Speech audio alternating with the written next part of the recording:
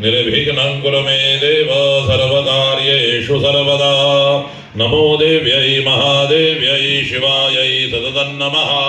नमः प्रकृत्यै भद्रायै नियता प्रणदास्मदा। मृत्युञ्जयाय रुद्राय नीलकण्ठाय शम्भवे अमृतेशाय शरवाय महादेवाय ते नमः। तीषदंशमहाकाय कल्पान्तदहनोपम भैरवाय नमस्तुभ्यं अनुज्ञातातुमर्हसि। वास्तुमूर्ते नमस्तेस्तु भूषय्याभिरतप्रभो। मद्ग्रहं धनधान्यादि समृद्धं कुरु सर्वदा। श्रीगुरवे नमः। सर्वेभ्यो देवेभ्यो नमः। सर्वेभ्यो ब्राह्मणेभ्यो नमो नमः। आचम्य केशवाय नमः। नारायणाय नमः। माधवाय नमः। गोविन्दाय नमः। पुनः केशवाय नमः। नारायणाय नमः। माधवाय नमः। गोविन्दाय नमः। दामोदराय नमः। संकर्षणाय नमः। वासुदेवाय नमः। प्रद्युम्नाय नमः। निरुद्धाय नमः। पुरुषोत्तमाय नमः। घोषयाय नमः। नारसिंहाय नमः। अच्युताय नमः। जनार्दनाय नमः। उपेन्द्राय नमः। हरये नमः। श्रीकृष्णाय नमः।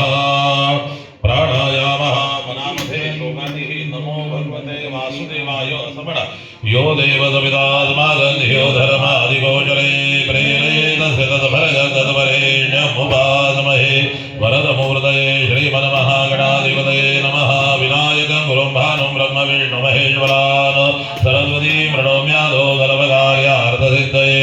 तिथिर्विष्णु तथा वारो नक्षत्रं विष्णुदेव च योगश्च करणं चैव सर्वं विष्णुमयं जगत्। अध्येत्यादि पूर्वोच्चारित वर्तमान एवं गुणविशेषेण विशिष्टायां शुभपुण्यतिथौ।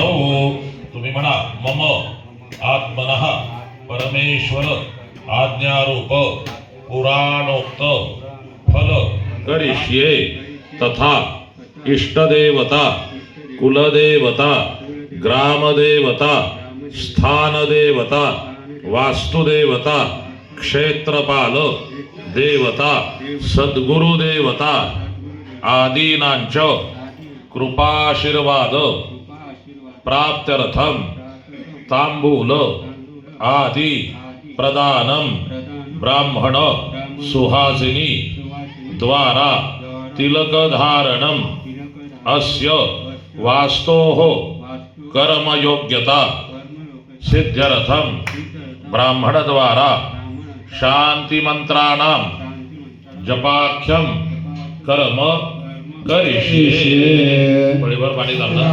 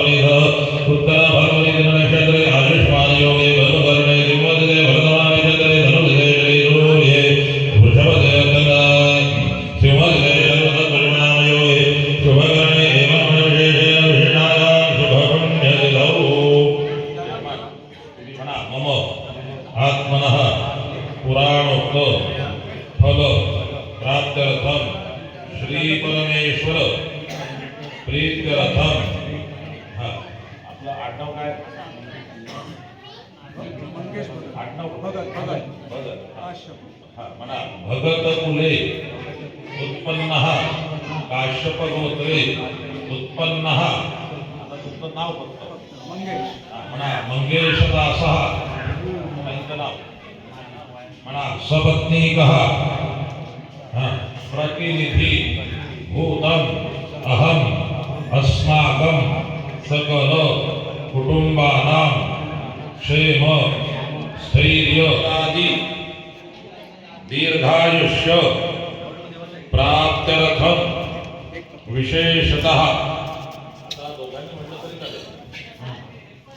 अस्मानां सह परिजनानां सर्वेषां कुटुंबानां क्षेम. जो सोनाराच्या दुकानातून किंवा इथून आणलेला आहे आणि नुसता देवघरात ठेवलेला त्याची पूजा करतो त्याचा काही उपयोग होत नाही, तर मूर्तीला प्रतिमेला ज्या वेळेला तयार केलं जातं त्यावेळेला त्यांना वितळवलं जातं, त्याच्यानंतर त्यांना थोडे ठोके दिले जातात, हे सगळे दोष तयार होतात. त्यांना भाजलं जातं, अग्नीवरती गरम केलं जातं.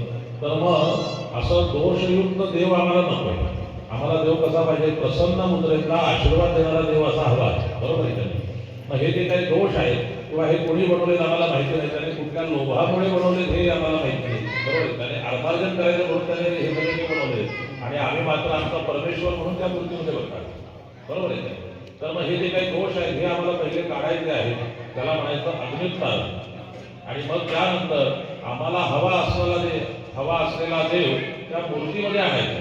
आपण ज्या देवाचा मंत्र म्हणू त्याचा आवाहन करू ती देवता त्या मूर्तीमध्ये येणार आहे. मग आम्ही काल काही परमेश्वरीचं स्मरण केलं, त्याचं प्रसन्न मुद्रेचं स्मरण केलं की ते तत्व सूक्ष्म रूपाने त्या मूर्तीमध्ये तिथं येणार आहे. मग हे जर आम्हाला सगळं विधिवत करायचं आहे तर हे आम्ही एवढा घाट कशासाठी घातलेला आहे, तर मी या सगळ्यांचा प्रतिनिधी म्हणून बसलेला आहे. म्हणून तुमच्या गोत्र नावाचा उल्लेख केला. सर्व मनुष्य जर आपण ऋषी मुनींचे संतान आहोत. बरोबर आहे? म्हणून काश्यप गोत्राचा उल्लेख केला.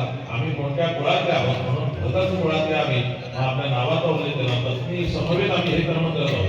कोणत्याही कर्माला पत्नी बरोबर असणं हे फार आवश्यक सांगितलेलं आहे. कोणत्याही धर्म कार्य पत्नी शिवाय जर केलं तर ते निष्फळ होत जातं. म्हणून जोडी पूजेला बसावी असं शास्त्र आहे. याविषयी रामायणामध्ये उदाहरण आहे, उल्लेख आहे. प्रभू रामचंद्र सीतेचा त्याग करतात इथपर्यंत आपल्याला रामायण माहिती आहे. त्यानंतर प्रभू रामचंद्र हे राज्यकारभार सगळं सांभाळत आहे. किती वर्ष त्यांनी राज्यकारभार सांभाळला आहे, तो साधारण 2000 वर्ष त्यांनी राज्य सांभाळलेलं आहे असा रामायणामध्ये उल्लेख आहे. हे राज्यकारभार सांभाळत असताना आपण राजा असूनही आपल्याकडून कोणत्याही प्रकारचं यज्ञकर्म आजपर्यंत झालं नाही, कोणताही दानधर्म आपल्याकडून झाला नाही असे महाराजांना ओरड लागले. कारण राजाला हे कर्तव्य आहे, त्याने भूमिदान करावं, गोदान करावं. तर माझ्याकडून काही झालं नाही. लक्ष तुम्ही कुठे लक्ष देऊ तुम्हाला दुसरीकडे कुठे ऐकायला मिळणार नाही. कारण मुळात कोकणवासी सगळे धार्मिक आहेत, बऱ्याचशा गोष्टी त्यांना माहिती आहेत. मग प्रभू रामचंद्र आपले कुलगुरू वसिष्ठ म्हणून जातात आणि त्यांना सांगतात की काहीतरी यज्ञागाने माझ्याकडून कर्म व्हावं. त्यावेळेला वसिष्ठ मुनी सांगतात गृहस्थाश्रमिक व्यक्ती हा एकटा कुठलाही धर्मकार्य किंवा यज्ञ कार्य काही करू शकत नाही. मग अशा वेळेला जर पत्नी बरोबर असेल तरच तुम्ही यज्ञकर्म करू शकता. आता सीतेचा तर त्याग केलेला आहे, सीता बरोबर नाही. मग अशा वेळेला प्रभू रामचंद्र छिन्न मनाने परत राजवाड्यात येतात. काही वर्ष असेच निघून जातात, पण मला लागलेली हुरहुर काही संपत नाही. ते परत एकदा वसिष्ठ मुनींकडे जातात. त्यांना सांगतात मी सीतेचा त्याग केलेला आहे, या जन्मामध्ये मी परत तिला माझ्या बरोबर आणू शकत नाही, तर तुम्ही काहीतरी मला पर्याय द्या. तर अशा वेळेला वसिष्ठ मुनी मग त्यांना पर्याय देतात की सन्मार्गाने मिळवलेल्या पैशातून सीतेच्या वजना एवढं सोनं विकत घ्यायचं आणि त्याची प्रतिकृती बनवायची आणि तिला शेजारी बसून मग यज्ञ करायचं. आता कलियुगात आपल्याला हा पर्याय परवडणारा नाही. त्यामुळे पत्नीला 10 मिनिटं उशीर झाला तरी चालेल, भावा शेजारी येऊन बसा, मग आपण यज्ञ कर्म सुरू करू किंवा कुठल्याही पूजा असू दे, सत्याची पूजा असू दे, काही असू दे, तर सुरुवात करू. म्हणून आपण म्हणताना सहज म्हणून जातो की सपत्नीक हा, पण त्या शब्दाचा अर्थ एवढा मोठा आहे. आलं लक्षात? आणि मग म्हणून काही तुम्ही महाराजांचे जर फोटो बघितले तर सीतेची सोन्याची प्रतिकृती शेजारी आहे आणि महाराज यज्ञ करत आहे असं आपल्याला फोटोमध्ये दिसतं. त्यांच्याकडे किती वैभव आहे हे त्यांना दाखवायचं नाहीये. धर्मशास्त्र सुद्धा नाही पाहिजे म्हणून ते सगळं पर्याय नारळ सुपारी कंकोटीला गुंडाळून काही होत नाही. म्हणून पत्नी समवेत बसलेला आहे. मग मी माझ्याकरता आणि माझ्या कुटुंबाकरता माझ्या बंधू बांधवांकरता जे काही आमच्या कुळातली लोक आहेत आणि शिवाय माझं मित्र परिजन जो आहे जे जे माझ्याशी जोडलेले आहेत किंवा माझ्याशी निगडीत जे जी लोक आहेत काय तर ह्या सर्वांसाठी म्हणून मग मी काय मागत आहे तर प्रत्येकाच्या घरामध्ये लहान बाळापासून वयोवृद्ध लोकांपर्यंत सर्व लोकांना उत्तम आरोग्य लाभावं, आयुष्य लाभावं. कुटुंबातले जे जे मनुष्य नोकरी व्यवसाय करत आहेत त्या सर्वांना नोकरी व्यवसायामध्ये उत्तमोत्तम यश मिळावं, त्यांची उत्तरोत्तर प्रगती होत राहावी. प्रत्येकाच्या मनात नवीन काहीतरी करायची कल्पना असते.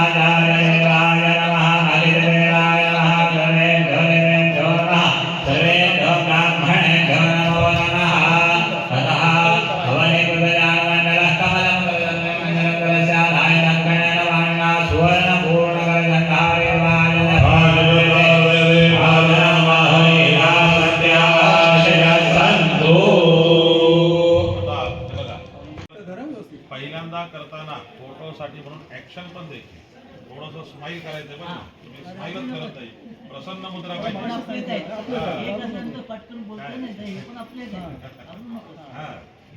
मी समजून करून घेणार आहे, काही तुला असा डावा हात हृदयाला वाचा. Hare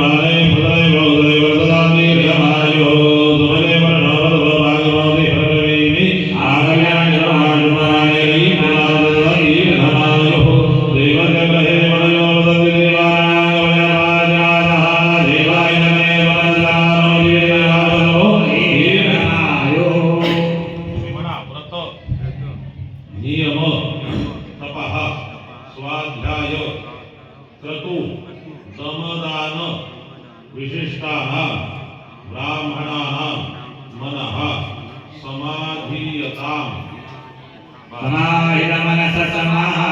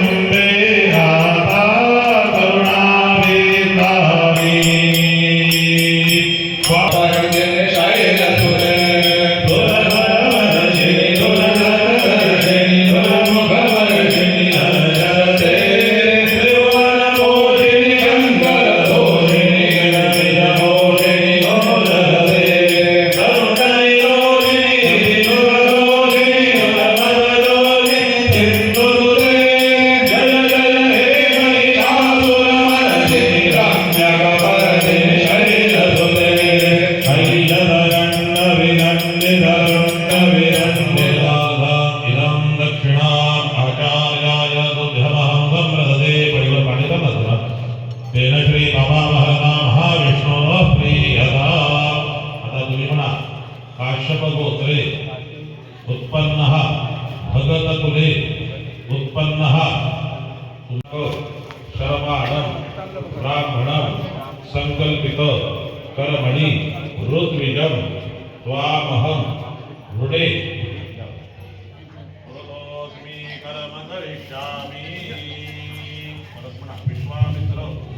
गोत्रे उत्पन्नं ऋत्विजं त्वामहं वृणे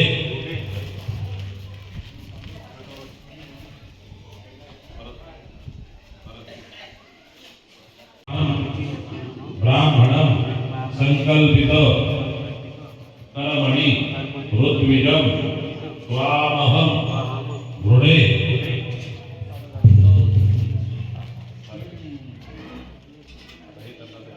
अहं वृणे तोस्मी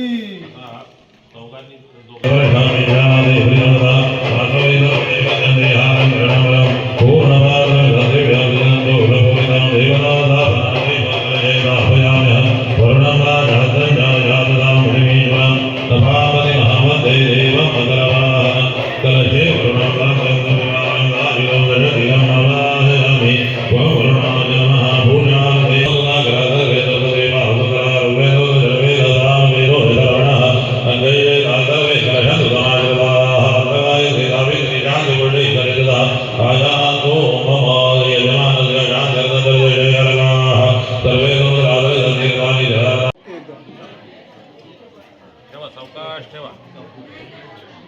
तुला पाहिजे तसा पाय व्यवस्थित बसून घ्या. तुला पाहिजे तसा माझ्या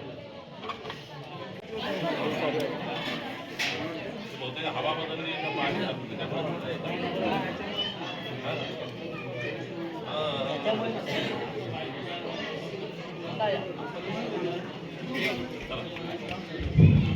ईश्वराय नमः नारायणाय नमः माधवाय नमः गोविन्दाय नमः प्राणायामः यो देवतविदात्माकं यो धर्मादियोजने प्रेरयेतदेवतवरेण्यभुवामहे नमो भगवते वासुदेवाय वरदमूर्तये श्रीमन्महागणाधिपते नमः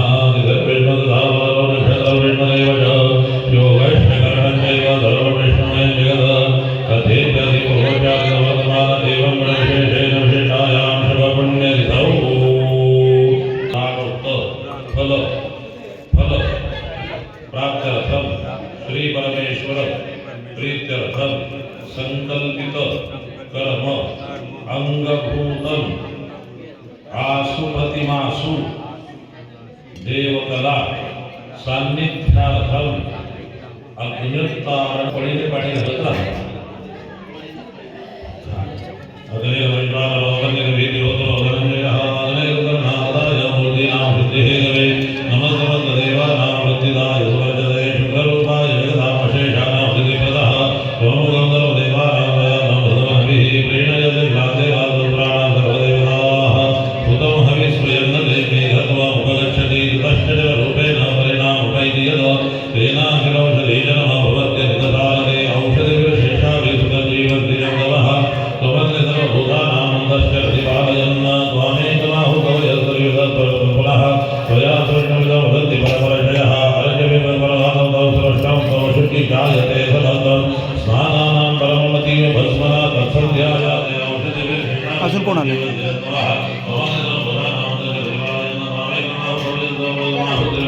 नाशिकचा इकडे आला.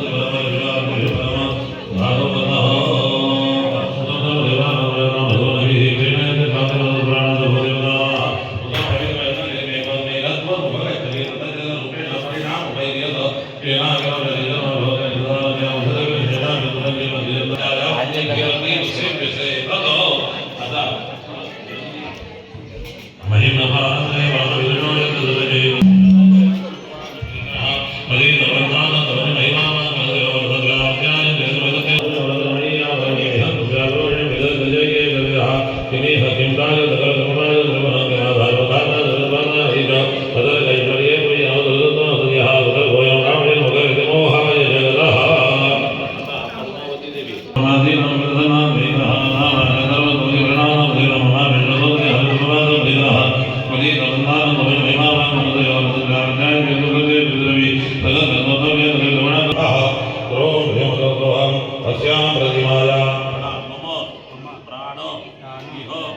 प्राणाः ॐ ह्रां ह्रीं ह्रौं ं यं रं लं वं शं शं सं हं लं शं अः ह्रों ह्रीं ह्रौं अस्यां प्रतिमायां मम जीव इह स्थितः ॐ ह्रां ह्रीं ह्रौं ं यं रं लं वं शं शं सं हं लं शं अः ह्रों ह्रीं ह्रौं अस्यां प्रतिमायां सर्वेन्द्रियाणि वाङ्मनस्वचक्षुश्रोत्रजिह्वाघ्राणपादपायुपस्थानि हैवागत्य सुगन्धिर्तिष्ठन्तु नमः परिभर पाणी तावनामध्ये सोडा गर्भाधानादि पंचदश संस्कार सिद्ध्यर्थं पंचदश प्रणवावृत्तिः करिष्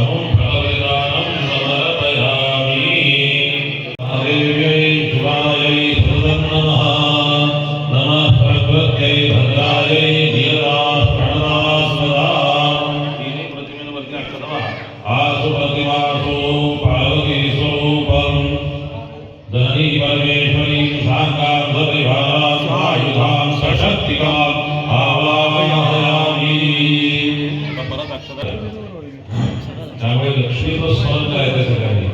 सर्व मंगल मांगल्ये शिवे सर्वार्थसाधिके शरण्ये त्र्यंबके गौरी नारायणी नमोस्तुते. तिन्ही काठावर अक्षता पहा. अस्मिन् आसुपतिमासु महालक्ष्मी स्वरूपं पद्मावती परमेश्वरी साङ्गां सपरिवारं सायुधां सशक्तिकां आवाहयामि. धनवाय महादेवाय ते नमः. अस्मिन् आसुपतिमासु महारुद्रस्वरूपं वामदेव परमेश्वरं आङ्गं सपरिवारं सायुधं सशक्तिकम् आवाहयामि. स्वाहा स्वधा नमोस्तुते. आदिशक्ति स्वरूपं कालकाली परमेश्वरी साङ्गां सपरिवारां सायुधां सशक्तिकाम् आवाहयामि. ही देवांच्या अधीन आहे. झाडाचं एक पान जर हलायचं असेल तर त्याला भगवंताची इच्छा असावी लागते बरं का. म्हणून मोठमोठी वादळं येतात. आपण इथं रोजच्या जीवनामध्ये अनुभव करतो. मोठमोठी वादळं येतात जी तर धरू शकतात अशी झाडं उन्मळून पडतात. पण छोटंसं रोपटं मात्र सुखरूप असते. त्याला भगवंताची इच्छा असते. कळलं का. त्या झाडामध्ये किती ताकद आहे त्या ताकदीचा काहीही संबंध नाहीये. भगवंताची त्याला इच्छा आहे का. म्हणून बऱ्याच वेळेला आपण तब्येत बरी नसताना औषधं घेतो पण दर वेळेला मात्रा लागू पडते असं होत नाही. त्या भगवंतांनी ऑर्डर द्यावी लागते त्या औषधांना की तू आता ह्या माझ्या भक्ताला बरं करायचंय बरं का. नाहीतर गोळी घेणारा प्रत्येक जण बरा झाला पाहिजे. हॉस्पिटलमध्ये जाणारा प्रत्येक जण सुखरूप घरी आला पाहिजे. होतं का असं नाही होत. त्या औषधाला सुद्धा भगवंतांची अनुज्ञा लागते त्यावेळेला ते आपल्या शरीरावर परिणाम करतं. म्हणजे पृथ्वीवरती करणारी प्रत्येक गोष्टीला भगवंताची आज्ञा असावी लागते. हे सगळं देवांच्या अधीन आहे. सृष्टी चालणं देवाधीनम जगत सर्व मंत्राधीनंच दैवतम. मग ह्या ज्या देवता सगळ्या आहेत ह्या मंत्रांच्या अधीन आहेत. अमुक एक मंत्र म्हटला तर ती देवता तिथे येणार का हो. गुरुजी आता तुम्ही मंत्र म्हणून त्या प्रतिमेवरती आवाहन केलं पण ते तत्व तिथं खरंच आलंय का. तर वेद वचन असं सांगितलं आहे की मंत्रांच्या अधीन ह्या देवता आहेत. म्हणून मंत्राधीनंच देवता. अमुक एक मंत्र म्हटला की ती तत्व त्या ठिकाणी सूक्ष्म रूपाने येणार आहे. आमच्या शरीराचं तेवढं सामर्थ्य नाहीये म्हणून आम्ही त्या देवतेला बघू शकत नाही बरं का.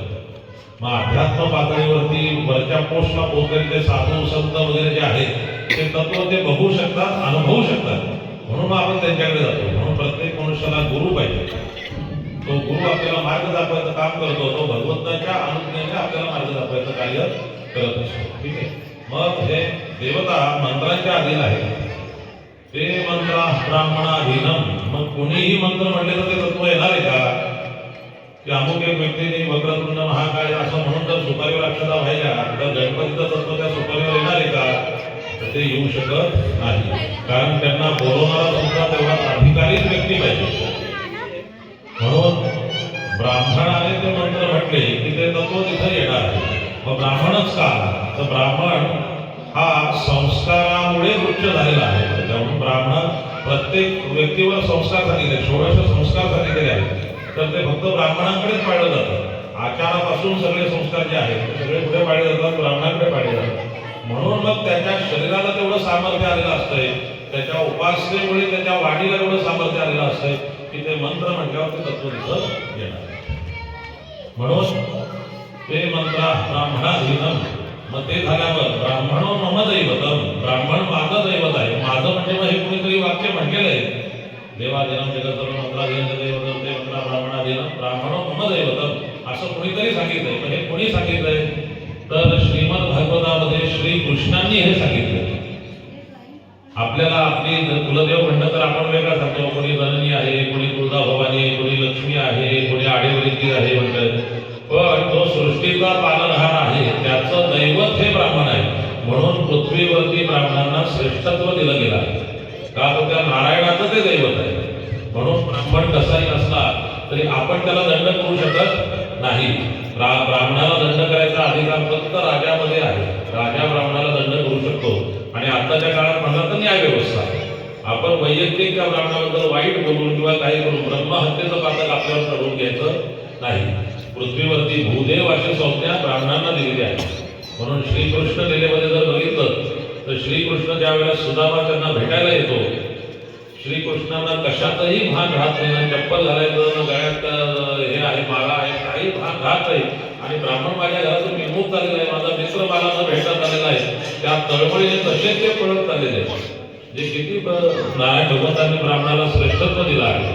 मग आपण त्याच्याबद्दल वाईट साईड म्हणून आपल्या डोक्यावरती ब्रह्महत्येचं पातक घ्यायचं नाही. म्हणून आपण गुरुजी वयाने लहान जरी असले तरी त्यांना नमस्कार करतो. कारण त्या नारायणाचे ते दैवत आहे.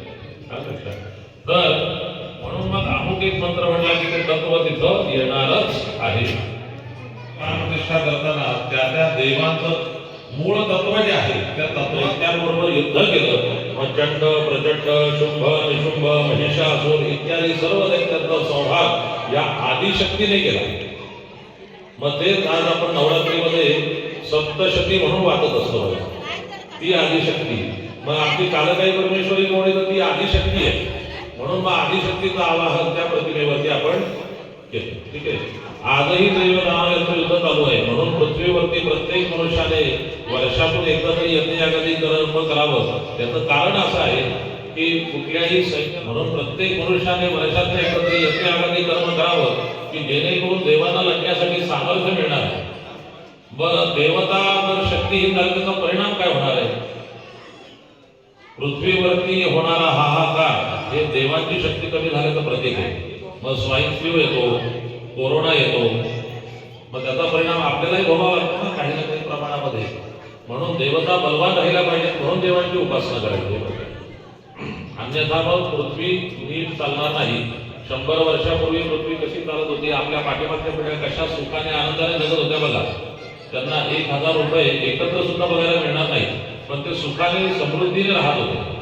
आज आपण लाख रुपये महिना कमवला तरी सुखी एका सांगावं असं. कारण त्यावेळची पिढी ही त्या प्रमाणात धार्मिक होती. आपली श्रद्धा हळूहळू थोडी आपणही धार्मिक आहोत, पण त्या प्रमाणात आपण धार्मिक राहिलो नाही. त्यामुळे मग आता प्रत्येक घरामध्ये काही ना काही वाद विवाद वितंड स्ट्रगल होणार. इंग्रजीमध्ये त्याला स्ट्रगल सुद्धा काही ना काही स्वरूपात चालू आहे. नोकरी नाही, शेतामध्ये अन्नधान्य नाही, पाऊस वेळेवर पडत नाही. हे सगळं होण्याचं कारण काय तर आम्ही आमचं धार्मिकपणा सोडलेला आहे. सायन्स कितीही पुढे गेलं तरी कुठंतरी आता देवाच्या हातात आहे म्हणून ते मोकळं होतात डॉक्टर. जर देवाच्या हातात सगळं होतं तर 4 लाख बायपासचं तुम्ही घ्यायचं कारण काय? बाबा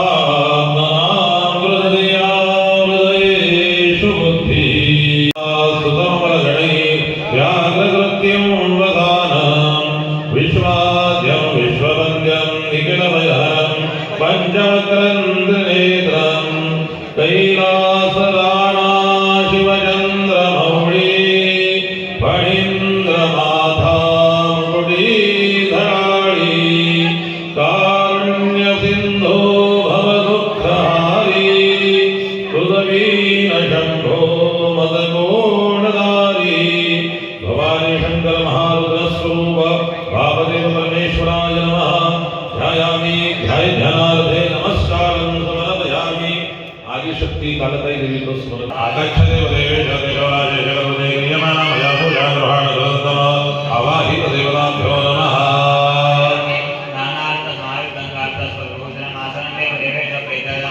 आवाहित देवताभ्यो नमः.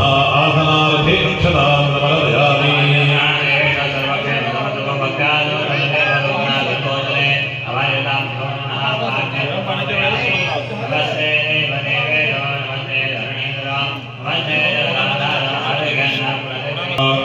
वयस्नानं समर्पयामि. वयस्नानान्तरेण शुद्धोदकस्नानं समर्पयामि. गङ्गाजं सर्वदेव प्रियं दधि स्नानार्थं प्रयच्छामि ग्रहाण परमेश्वर. आवाहितदेवताभ्यो नमः. दधिस्नानं समर्पयामि. शुद्धोदकस्नानं समर्पयामि. शुद्धोदकस्नानान्तरेण आजमय्यं समर्पयामि. आयन्देवाः स्नानार्थं प्रतिगृह्यतां देवताभ्यो नमः. स्नानं समर्पयामि. मधुस्नानं समर्पयामि. मधुस्नानान्तरेण शुद्धोदकस्नानं समर्पयामि. शुद्धोदकस्नानान्तरेण आजमय्यं समर्पयामि. सर्वोपचाराभिः नमस्कारं समर्पयामि. आवाहितदेवताभ्यो नमः. यथापुष्पं समर्पयामि. आवाहितदेवताभ्यो नमः. आवाहिते नमः. ब्रह्मणे नमः. समर्पयामि. प्राणाय नमः. प्राणाय नमः.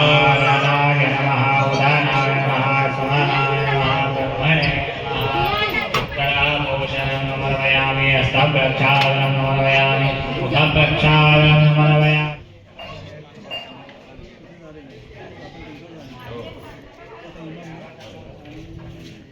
पाणी भरून द्या. पहिलं थोडं थोडं घालत राहा.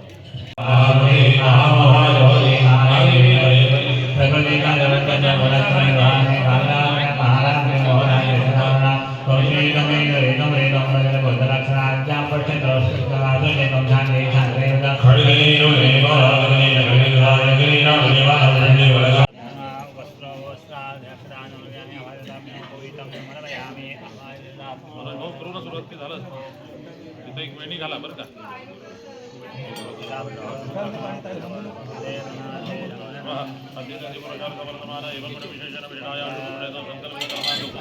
होमं करिष्ये होमं करोतु सकिलादि सकलं कर्म सुवासिक पुष्पाणि समर्पयामि. तव सुतः मदीयो यन्त्यागसमुचितमिनतातो भवति मधुपाकोपमगिरा विराजम्भो रङ्गो विहरति लङ्कोटिकनकैः तवापर्णे कर्णे विशति मनुवर्णे फलमिदं जगः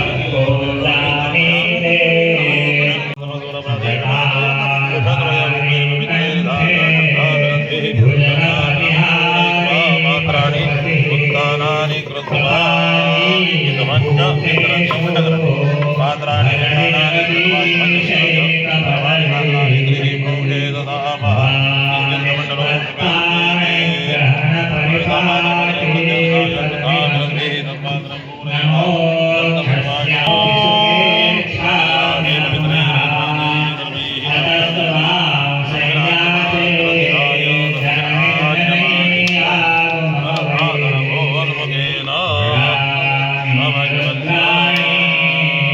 शिव शिव भवानी नारायणाथ विधिना विविधोपये नैकच्छगत्वं मम भावये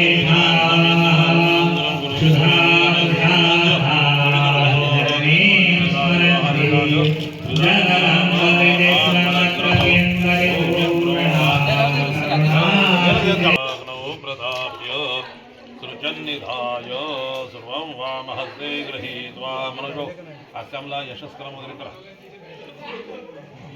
हृदयपणार्थे बसून सुप्रतिष्ठितमस्तु बसून प्रोक्ष प्रताप्य अध्यस्थालयदुत्तरतो निधाय धैरेव जुहोञ्जैव प्रोक्ष प्रताप्य दर्भानद्भिः शालयित्वा अगनावनुप्रहरेतो ततो हविंश्च अभिधार्य अगन्याजयोर्मध्ये न नीत्वा पुनरप्यभिघार्य नवाभिघार्य अग्नये नमः वैश्वानराय नमः वन्नये नमः विद्योतराय नमः धनञ्जयेतवजयतमित्वामात्मा प्रजतो भववर्तमानः अधवान् प्रजाभिपशमितमृधान् गुरुत्वमग्ने धनधान्ययुतान् इदमाजातविदधेग्नये स्वाहा जातविदधेग्नये नमः आकारहो मे वायुवे गुणमालभ्याग्निगुणपर्यन्तम् प्रजापतये नमः स्वाहा प्रजापतये नमः उत्तरतः अग्नये स्वाहा अग्नये नमः दक्षिणतः सोमाय स्वाहा सोमाय इदं नमः वराहवतीं चतुर्गृहीतेन आज्येन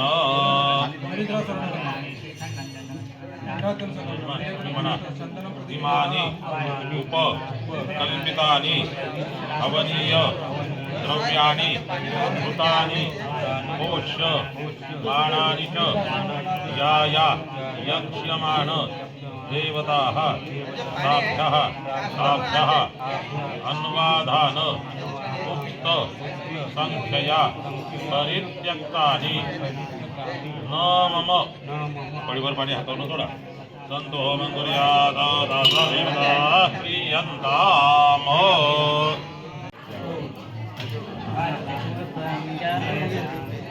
प्रयोक्त नैवेद्यम समर्पयामि अवृधायता कलिजोला फुलाला मुंग्या कशा लागल्या मी पानाची चार ग्लास कालकाई परमेश्वरी प्रीत्यर्थम विहित होमे विनियोग स्प्राइट नको ताकद दे नमो देवे महादेवे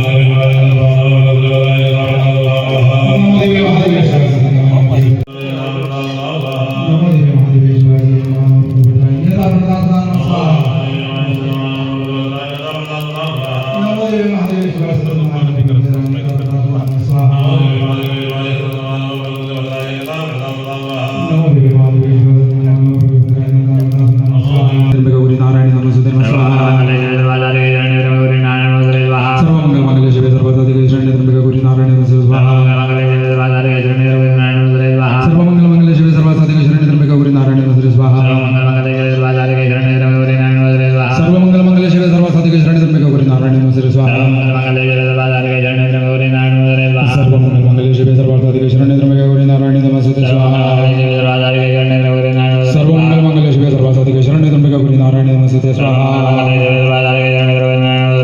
सर्वमंगल शिवे सर्वासाधिके शरण्य त्र्यंबके गौरी नारायणी नमस्ते स्वाहा सर्वमंगल शिवे सर्वासाधिके शरण्य त्र्यंबके गौरी नारायणी नमस्ते स्वाहा सर्वमंगल शिवे सर्वासाधिके सर्वमंगल शिवे सर्वासाधिके शरण्य त्र्यंबके गौरी नारायणी नमस्ते स्वाहा सर्वमंगल शिवे सर्वासाधिके शरण्य त्र्यंबके गौरी नारायणी नमस्ते स्वाहा सर्वमंगल शिवे सर्वासाधिके शरण्य त्र्यंबके गौरी नारायणी नमस्ते स्वाहा सर्वमंगल शिवे सर्वासाधिके शरण्य त्र्यंबके गौरी नारायणी नमस्ते स्वाहा सर्वमंगल शिवे सर्वासाधिके शरण्य त्र्यंबके गौरी नारायणी नमोस्तुते नमः स्वाहा सर्वमंगल शिवे सर्वासाधिके शरण्य त्र्यंबके गौरी नारायणी नमोस्तुते नमः स्वाहा नमोस्तुते नमः स्वाहा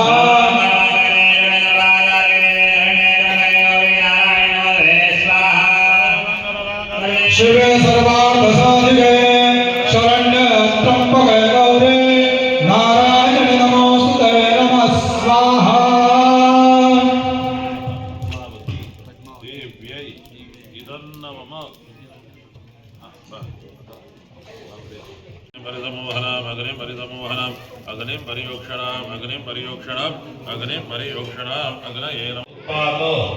शमनार्थं क्षेत्रपाल बलिदानं करिष्ये तदङ्गत्वेन क्षेत्रपालं पूजनं च करिष्ये देशतो नमः कार्यकपालधर्म भैरवाय मधुभ्यप्रजातासमरति अस्मिन्भोगी फले स्वपरिवारं क्षेत्रपालम् आवाहयामि क्षेत्रपालाय नमः ध्यायामि क्षेत्रपालाय नमः आसनाध्यक्षरात्नवयामि क्षेत्रपालाय नमः विलेपनार्थेन राजराजेश्वरी या मंगळ गोळेवाड्यातील मूळ स्थानावरील तिसऱ्या गावातील जन्नी पद्मावती बापदेव कालकाई स्वपरिवार देवता सहित त्या देवतावरची त्यांची इथे प्रतिरूप या मंगळ कोळेवाड्यामध्ये या सर्व भगत इथे जे आहेत जे बघत आहेत काय उपस्थित राहू शकले नसते मुंबईला असते तिथे जाऊन त्यांना आशीर्वाद द्यायचा तुला ते तुला सांगतोय हां इथे जे उपस्थित आहेत त्यांच्याकडून हा तुझा प्रतिष्ठापनेचा सोहळा ब्राह्मणांकडून इथे केलेला आहे विधिवत आणि त्या प्रित्यर्थ क्षेत्रपाल देवता तुमचं सुद्धा इथे पूजन केलेलं आहे आणि त्या बलिदानापुरतं तुमचा जो मान आहे तो या सर्व अण्णाव घेत ते सगळे आले त्याच्यात सगळे भक्त मंडळी बरोबर बस जन्नी पद्मावती बापदेव कालकाई या सर्व परिवारांचे भगत मंडळी आहेत ते सर्व त्यांच्याकडून जो पूजन सेवनाचं मनोभावे पूर्ण अर्पण केलेलं आहे जी काही पूजा सेवा अर्चा क्षेत्रपाल देवता या गावाचं रक्षण करणारे देवता आहात या कुटुंबातील प्रत्येकाच्या मंगळ कोळीवाड्यामध्ये या परिवारामध्ये जे मंडळी आहेत मुंबईला आहेत सर्वांचं संरक्षण कर उत्तम प्रकारचं धनधान्य उत्तम प्रकारचं आरोग्य आयुष्य सुयश कीर्ती विद्या अभ्यास त्यांचा चालू असलेला आपापला नोकरी व्यवसाय उद्योग उत्तरोत्तर त्यांची प्रगती कर काही कारणास्तव त्यांच्या देवतेचं प्रतिष्ठापनेचं काम आणत होतं काही अडचणीमुळे त्याच त्यांचं स्वप्न पूर्ण झालेलं आहे अशी त्या देवीची खंड कृपा आशीर्वाद त्या सर्व कुटुंबियांवरती असंच ठेव त्यांनी जी काही पूजा सेवा अर्चा मनोभावे तुझ्याच्यांनी केलेली आहे सफळ संपूर्ण गोड मानून घे या देवतेची जी काही पूजा केलेली आहे कुठल्याही प्रकारची त्यांची बाधा कुठल्याही प्रकारची त्यांच्याकडे येऊन देऊ नको कुठल्याही प्रकारची बाधा संबंध बाधा बाहेरची कडणी बाधा अरिष्ट संकट कुठल्याही प्रकारचे रोग आधी व्याधी पीडा या सर्व Oh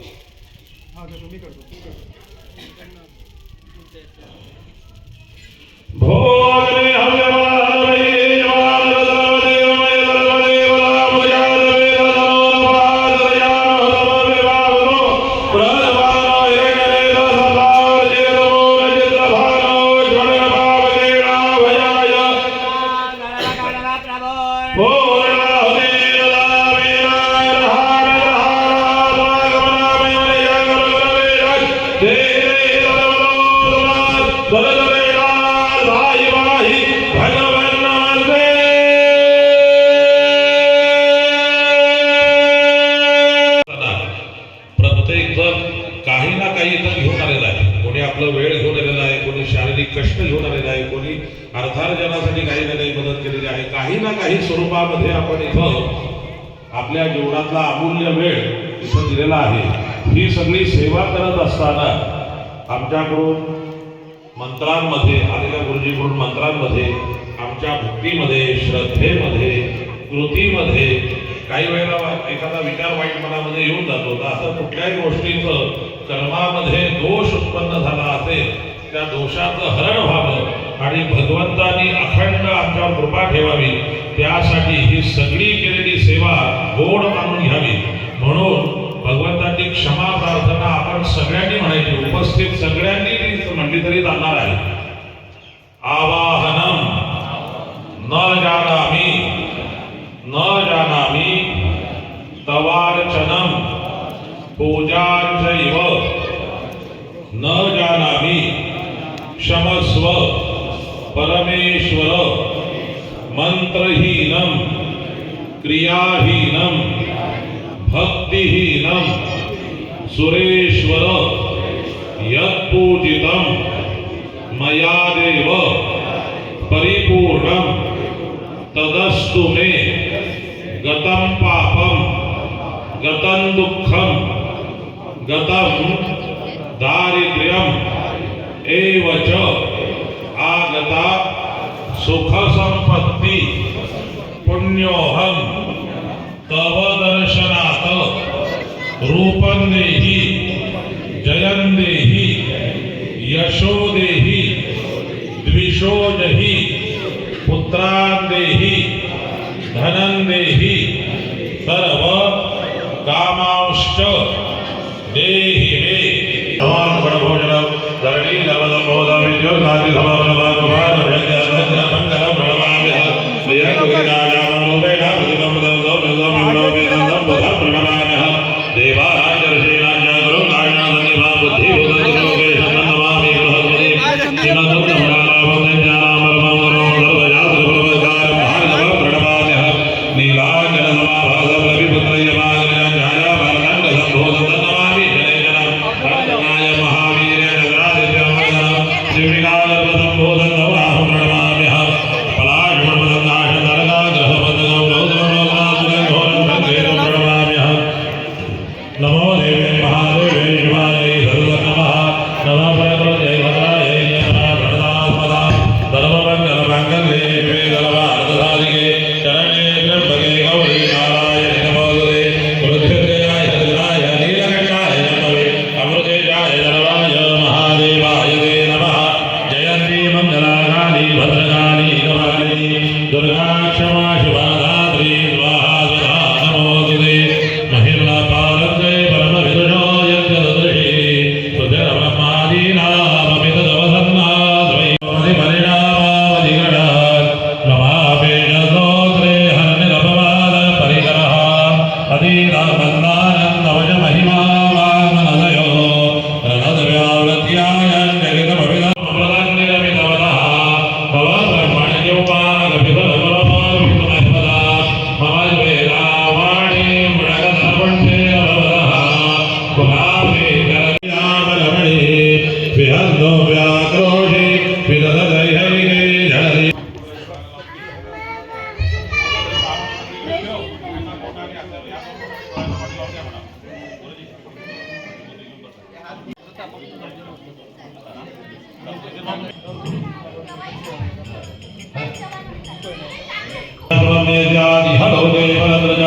रुद्ररूपी नवे नमः सर्वोपचारार्थे नमस्कारं नवरमयामि परिवर पाणी नमः नम परिवर पाणी अजून एकदा थोडा हिरण्यगर्भगर्भसमेव वेदविभावतो अनन्तपुण्यवरदमधिष्ठान्ति प्रयच्छमे इमाहादिः पुष्टिः तुष्टिश्च अस्तु इति भवन्तः ब्रुवन्तु. बस शांति गुरुजींनी तुम्हाला आशीर्वाद दिला. देवांच्या आणि पितरांच्या मुखातले आशीर्वाद ब्राह्मणाच्या मुखातून आपल्याला मिळत असतात. मग मग गुरुजींनी आशीर्वाद दिलाय हो तुमच्या घरी शांती पुष्टी तुष्टी या तिन्ही गोष्टी नांदू दे.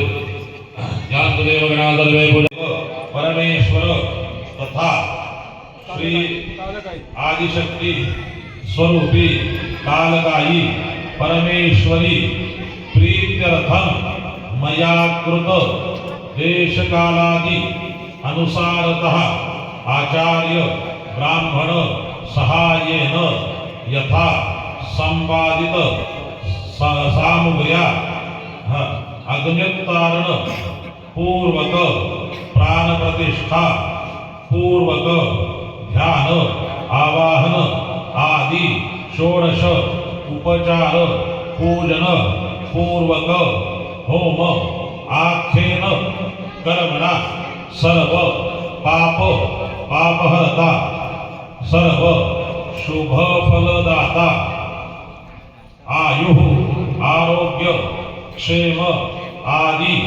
प्रदाता च परमेश्वर स्वरूपी महाविष्णु प्रियता पळीवर पाणी तांबा सोडा तत्सद कृष्णार्पणमस्तु. धर्माची अंगठी पोटातली काढा त्याची गाठ सोडून तांबा टाका 3 वेळा पाणी प्या एकदा सोडा असं 2 वेळा करा. भीमरथ्या वरं पुंडरीकाय दासं मुनीन्द्रैः समागत्य तिष्ठन्तमानन्दगन्धं परब्रह्मलिङ्गं भजवे नमो नमः. बस विष्णुस्मरणात् ब्राह्मणविनात् परिपूर्णमस्तु. सगळ्यांना कार्यक्रम रुचला असेल मनाला भावला असेल तर आहे तिथूनच तथास्तु असं म्हणा. पुण्याचे गुरुजी आले तर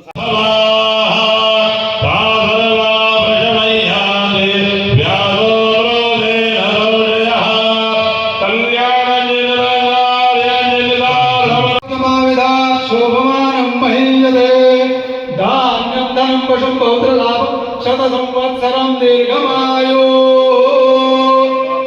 सिद्धिविनायक महागणपती देवता गजमानस श्री महाकाली महालक्ष्मी महासरस्वती त्रिगुणात्मका जगदंबा राजराजेश्वरी जननी पद्मावती पापदेव कालकाई सपरिवार देवताभ्यो नमः.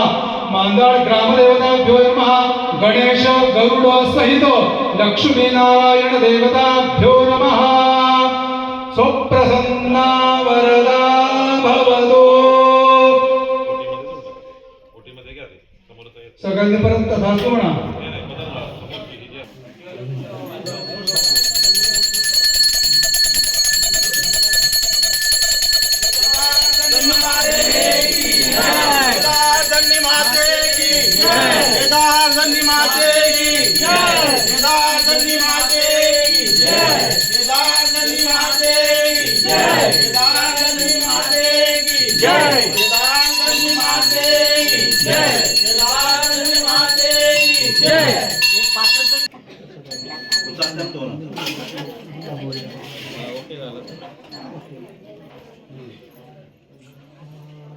काय काय या साईडला काय नाव लिहिलं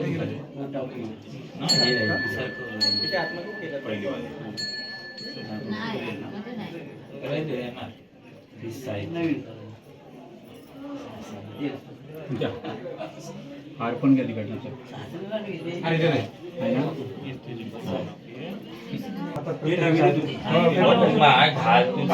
सगळी पूजा झालेली आहे. तू काही सगळं बरोबर केलं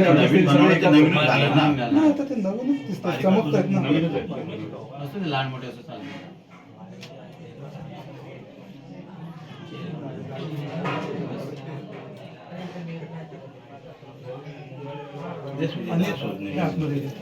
लागणार आहे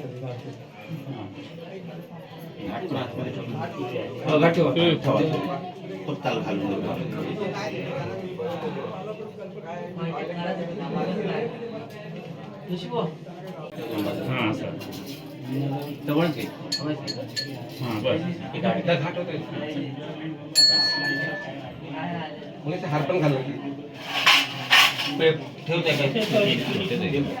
काय असतील ना आतमध्ये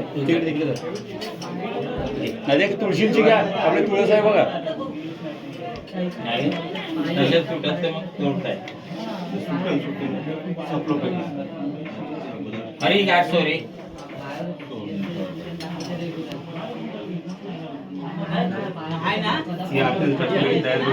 लागेल आपल्याला किती असू दे हा सुखकर्ता दुःखहर्ता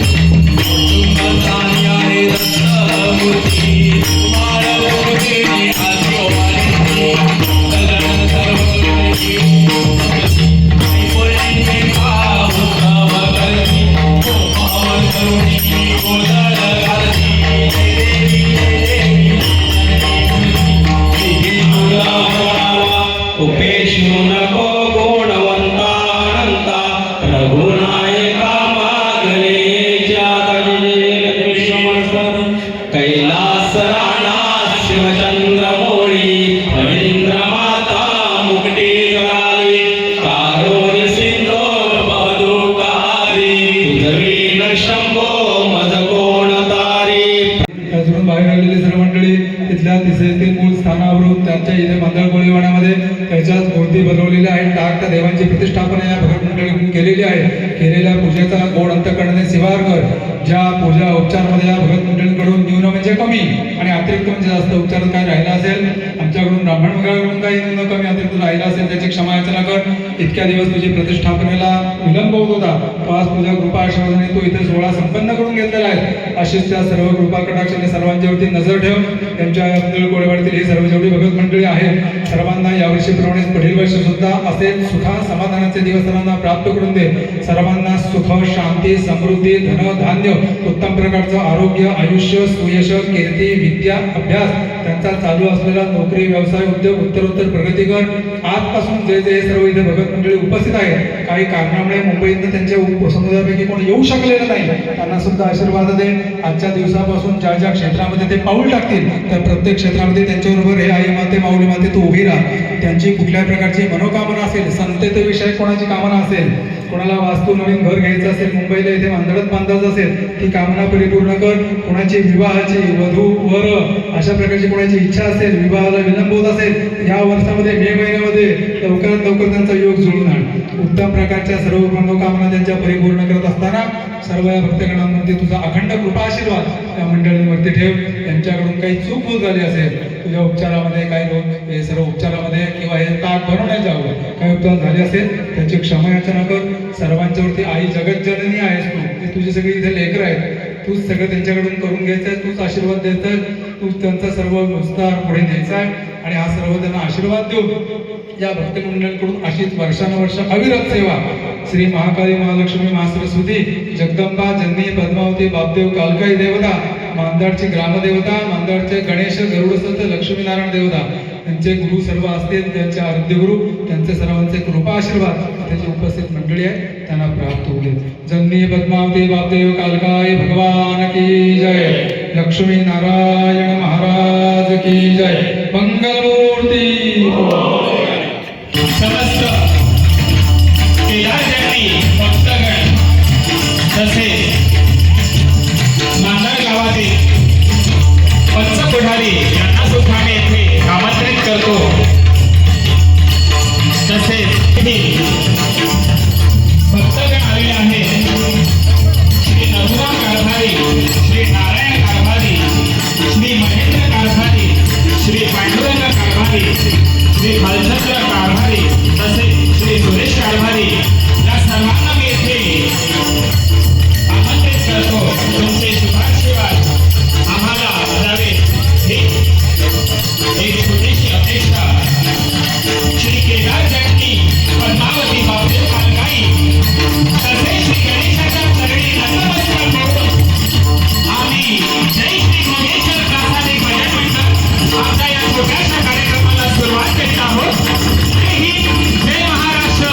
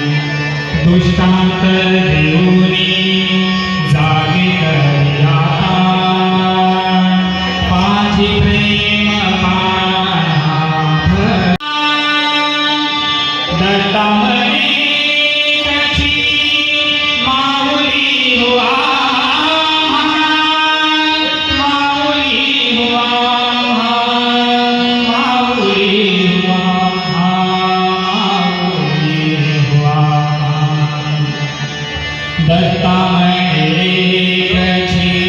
माऊली आम्हा वर्ण महिमा तिच्या दर्शनाचा वर्ण महिमा तिच्या दर्शनाचा इति श्री केदारचंडी स्तोत्र संपूर्ण कुंडली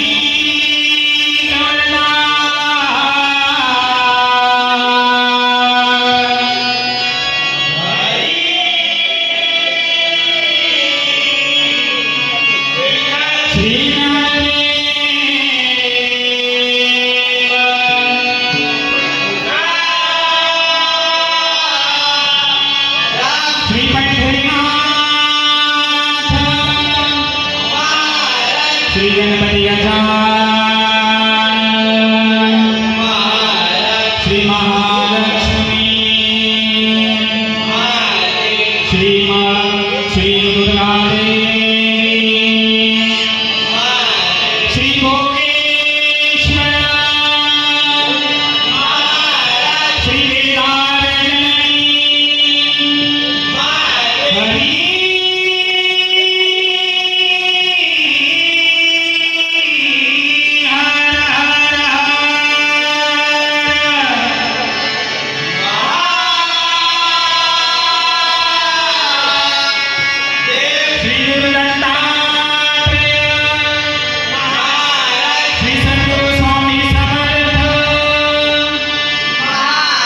सुप्रसिद्ध भजनकार भजन सम्राट श्री प्रमोदया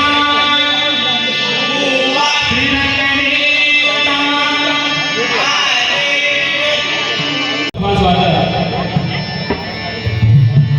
माझ्या भावाचे गुरुवर्य श्री जगदीश मंचेकर सर हे जर कुठे असतील तर त्यांनी सुद्धा या भजनामध्ये येऊन त्यांचे कृपा